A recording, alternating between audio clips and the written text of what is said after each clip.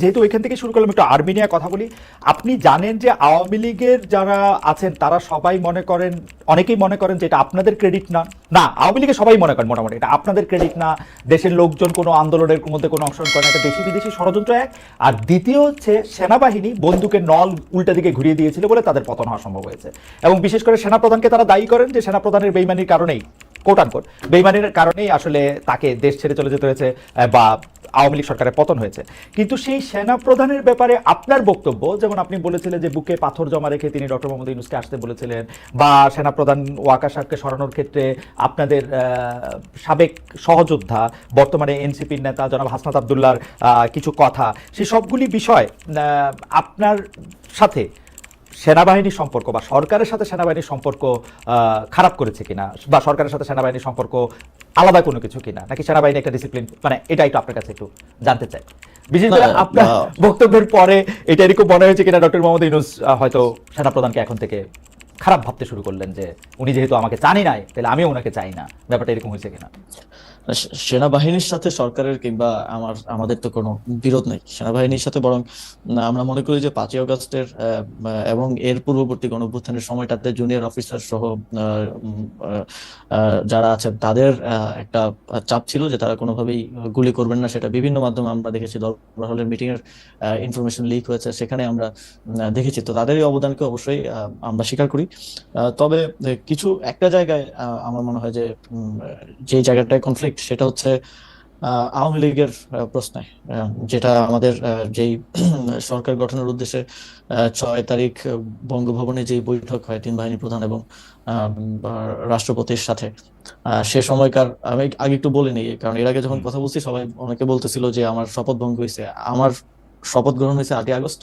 8ই আগস্টের পূর্বের যে কোনো সময়কার বক্তব্য আমার শপথের মধ্যে ইনক্লুডেড হবে না। 8ই আগস্টের পরবর্তী যদি কোনো আমি রাষ্ট্রীয় গোপন তথ্য পাবলিক করি তার সেক্ষেত্রে আমার শপথ ভঙ্গ হতে পারে। তো গোপনীয়তা শপথ ভঙ্গ হওয়ার বিষয়টা অনেকে বলেছে।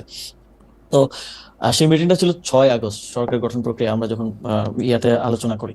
তো সেখানেই এটা আমি আমার আগের বক্তব্য বলেছি যে সেখানে এই কথাটা এসেছিল যে সেনাপ্রধান বলেছিলেন যে আহ, দেশের 30-40% মানুষ তো আওয়ামী লীগকে সাপোর্ট করে। তো যে অন্তর্বর্তীকালীন সরকার আহ, আসবে সেটা তো সবার কাছে গ্রহণযোগ্য হইতে হবে। তো আওয়ামী লীগের সেই 30-40% মানুষ তো ডক্টর মোহাম্মদ ইউনূসকে হেট করেন। তো এটা নিয়ে আমাদের 3-4 ঘন্টার মতো প্রায় প্রায় এই টপিক সহ আরো আহ, প্রাসঙ্গিক অন্যান্য টপিক ছিল, বাট এটাই ছিল মূল টপিক। 4 ঘন্টার মতো সম্ভবত বৈঠক হয়েছিল।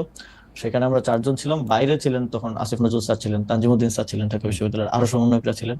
ভেতরে আমরা 4 জন ছিলাম, আমি, নাসিরউদ্দিন পাটোয়ারি ভাই, মাহফুজ আলম ভাই আর নাহিদ ইসলাম। তো তখন মূল আলোচনার বিষয়বস্তু ছিল এটাই। এবং আমি তো আমার আগের সাক্ষাৎকারে বলেছি যে, এবং আমি এটা নিজের থেকে বানিয়ে বলি নাই যে মুখে পাথর চাপা দিয়ে মেনে নিলাম, এটা আমি ওনার বক্তব্যকে কোট করেছি। সো এবং এই বিষয়ে আমার জানা মতে কোনো রিবাটাল বা এরকম কিছু তো আসে নাই। তো সেই জায়গা থেকে আমার জায়গা থেকে আমার মনে হয়েছে যে আওয়ামী লীগের প্রতি সিম্প্যাথি থাকাটা এবং আওয়ামী লীগকে ফিরে আনার কিংবা নানা, যেমন এখন একটা কথা শুনতে পাওয়া যায় যে জাতীয় পার্টিকে প্রধান বিরোধী দল করার জন্য একটা তোড়জোড় চলতেছে। এই যে মেকানিজম করে যে মানুষের ম্যান্ডেট কে ইয়ে করা, ম্যানিপুলেট করার একটা প্রক্রিয়া। এবং এই যে আমি যতদূর জানি যে যারা ডামি এমপি ছিল, তারপর আওয়ামী লীগের যারা সাপোজ যাদের ইমেজ অতটা খারাপ না, তাদেরকে জাতীয় পার্টি থেকে ইলেকশন করানোর একটা পরিকল্পনা চলছে। এই ধরনের উদ্যোগ বা এই ধরনের বিষয়গুলোর কারণেই কিন্তু আহ আহ, আমি ব্যক্তিগতভাবে এবং সরকারেরও বিভিন্ন অংশ এই বিষয়টা নিয়ে হয়তো স্কেপটিক্যাল থাকতে পারে। এবং সেটা কতটুকু আসলে যেটা বলছেন যে স্যারের সাথে সম্পর্ক খারাপ, এটা আমি কখনো দেখি নাই। স্যার সবসময় সবাইকে ওন করে সবাইকে সাথে নিয়ে আসলে কাজ করতে চান। এবং মূলত 5ই আগস্টের পরে এত বড় একটা অভ্যুত্থান বিপ্লবের পরে বাংলাদেশে যে পরিস্থিতি খারাপের দিকে যায় নাই, দেশটা যে একটা গৃহযুদ্ধের দিকে যায় নাই, বরং আস্তে আস্তে আরো স্টেবিলিটির দিকে আসছে, এটা মূলত স্যারের এই সবাইকে অ্যাকোমোডেট করে কাজ করার মানসিকতার কারণেই সম্ভব হয়েছে। জনাব আসিফ মসুদ ভাই, আপনি কি করে উপদেষ্টা হলেন? মানে আমি প্রশ্নটা এরকম করে করি, আপনার নাম উপদেষ্টা হিসাবে কে প্রস্তাব করলো, বা কিভাবে আপনি উপদেষ্টা পরিষদে গেলেন? 5 আগস্টের পর যখন সরকার গঠন প্রক্রিয়া চলছিল, 5 থেকে 8ই আগস্ট এই সময়টাতে, 5 আগস্টে আমরা সবাই একটা জায়গায় তো একমত ছিলাম যে প্রধান উপদেষ্টা হবেন ডক্টর মোহাম্মদ ইউনূস, কিন্তু বাকিদের বিষয়টা ঠিক ছিল না। তবে আমাদের কিংবা তখনকার যারা সমন্বয়ক সবার একটা এক্সপিরিয়েন্স হচ্ছে, দেখা গেছে আমাদের 69-এর গণঅভ্যুত্থানে ছাত্রদের অবদান আছে, 90-এর গণঅভ্যুত্থানে ছাত্রদের গুরুত্বপূর্ণ অবদান আছে, তারা জীবন দিয়েছে। কিন্তু পরবর্তীতে দেশ গঠন প্রক্রিয়ায় বা সেটাতে ছাত্রদের অংশীদারিত্ব না থাকার কারণে দেখা গেছে যে ছাত্রদের ভাগ্যের আসলে কোনো পরিবর্তন হয় নাই। আর একটা বিষয় ছিল, সেটা হচ্ছে গণঅভ্যুত্থানের পরে আমরা যখন উপদেষ্টাদের তালিকা নিজেরাও করছিলাম, আরো বিভিন্ন জায়গা থেকে স্টেক হোল্ডারদের থেকে নিচ্ছিলাম তালিকা, তো দেখে আমাদেরও অতটা শিওর হতে পারছিলাম না, কারণ আমরা তো তাদেরকে ব্যক্তিগতভাবে চিনতাম না, আমরা হয়তো টিভিতে দেখেছি বা অনেককে দেখিও নাই। শিওর হতে পারছিলাম না যে তারা কতটুকু এই গণঅভ্যুত্থানকে ধারণ করে কাজ করবে। তো সেই জায়গা থেকে আমার যতদূর মনে পড়ে 6 কি 7 আগস্ট, হ্যাঁ, টিএসসি তে আমাদের 158 জন সমন্বয়ক সহ আরো যারা গুরুত্বপূর্ণ ভূমিকা রেখেছিল তাদেরকে নিয়ে একটা বৈঠক ছিল। তো ওই বৈঠকেই মোটামুটি সবাই প্রস্তাব করে যে আমাদের মধ্য থেকে বা ছাত্রদের মধ্য থেকে উপদেষ্টা পরিষদে যাওয়া উচিত। এবং সেখানে যদিও বাকি স্টেক হোল্ডারদের থেকে, যেমন তখন আহ, আহ, সেনাবাহিনী একটা স্টেক হোল্ডার ছিল, তারপরে রাজনৈতিক দলগুলো স্টেক হোল্ডার ছিল, তো আহ, উপদেষ্টা পরিষদে যাওয়া উচিত। তো সব দিক থেকে ইয়ে হচ্ছিল যে 2 জন গেলে, তারপরে সেখানেই সবাই মিলে সিদ্ধান্ত নেয় যে নাহিদ ভাই এবং আমি উপদেষ্টা পরিষদে যাব প্রাথমিকভাবে। পরবর্তীতে তো মাহফুজ ভাই মাননীয় প্রধান উপদেষ্টার বিশেষ সহকারী হন এবং পরবর্তীতে উপদেষ্টা হন।